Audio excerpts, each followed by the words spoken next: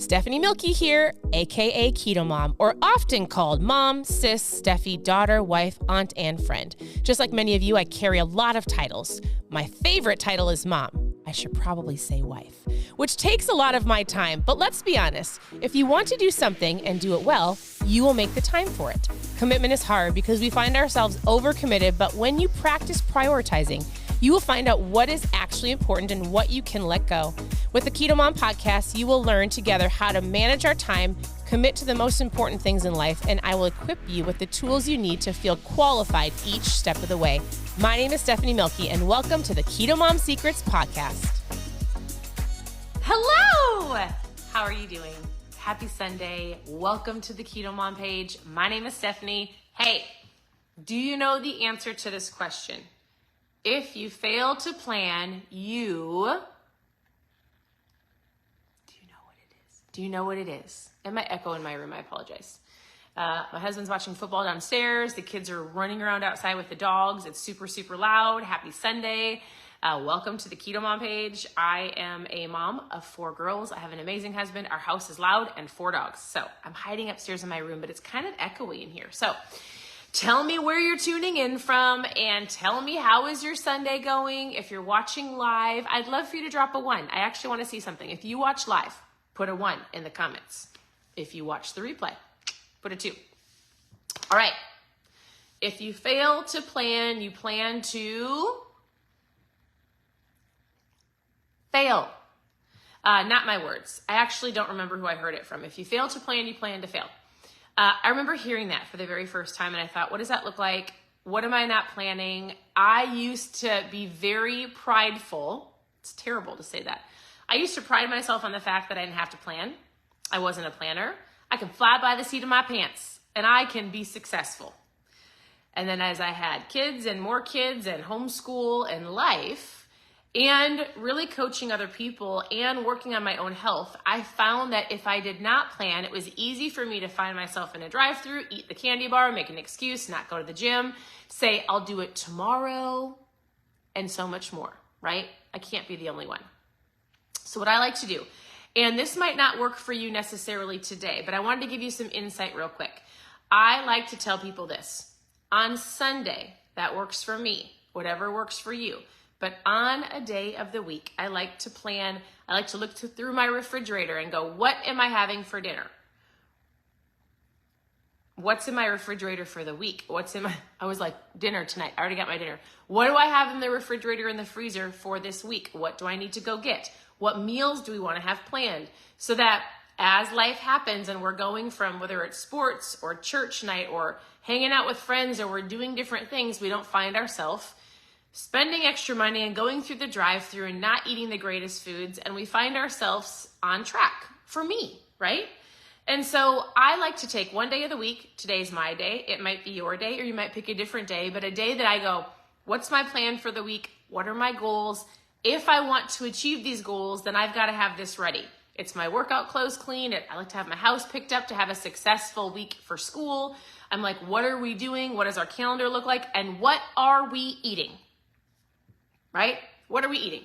What do the meals look like? What do I have to go grab at the store? And so if there's one tip that I would give you today, I would say, do you take time to plan? It could be 30 minutes. It could be an hour. It could be 15 minutes. Like just having an understanding, write it on a scrap piece of paper, tape it on your refrigerator, put it on a Post-it note, put it on your refrigerator, put it in your phone, in your note section.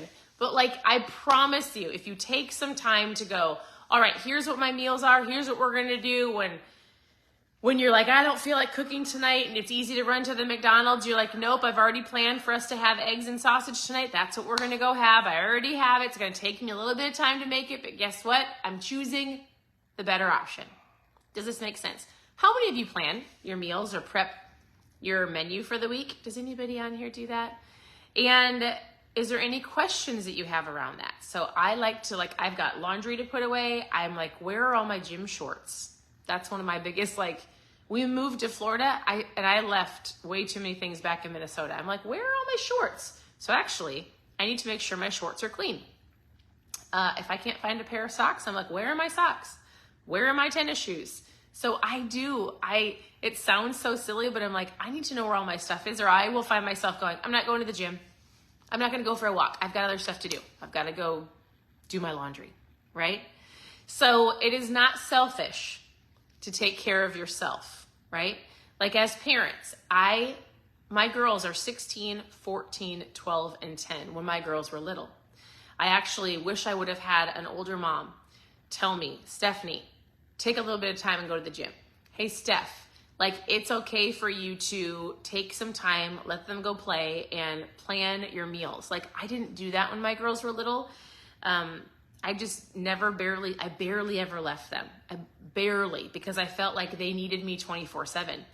I did a lot of at-home stuff. I would be active with them and I would try to do at-home workouts, but I did not take time for myself this much when my girls were little. And I didn't think I could. And I felt bad either spending the money or like, I can't go to the gym for an hour. Like, that's a terrible mom of me. That was my mindset. So for those of you who are moms of children, like if you do not fill yourself up, like if you do not focus on your mindset and making sure that you stay healthy, you cannot take care of everybody else around you. You can, but you might do it with a crabby attitude. So I say all of that because I think it's important someday during your week to take a little bit of time to make a plan, to have an agenda, to know that you've got it kind of laid out. It's not sporadic. You've got your week kind of laid out so that you're going to work on hitting your goals as well. You've got your gym time planned out or your walk planned out, what you're going to listen to, your mindset, your book, your quiet time, the food, so that you can effortlessly flow into your week. You're going to have a positive attitude. When you are joyful, it pours into other people, right? So if you have any tips that you're like, yeah, this really helps me. Here's what I do to prep for the week. If you've like, hey, this really helps me. Here's a plan that I do. Here's a meal plan. If you want to share what you're having for your meals this week, post them below. What's on your menu? I was going to say the book that we're going through, but we don't start tomorrow. We're going to go through a book called Dream It, Pin It, Live It. We'll start in 1 week, helping people dream and make vision boards. So I just want to say thanks for tuning in. I'm guessing there's a lot of people watching football. Vikings just won. I live in Florida, but my husband's still a Minnesota Vikings fan. Not really, but like if football's on, he'll be like, yeah, that's cool. I mean, we're not like fanatics, but they won, so that's cool. I don't really care, but I think it's great. Not really, but sure. So thanks for tuning in. Your presence matters. Reach out with questions. You can always go to ketomomsecrets.com for recipes, or you can ask me questions.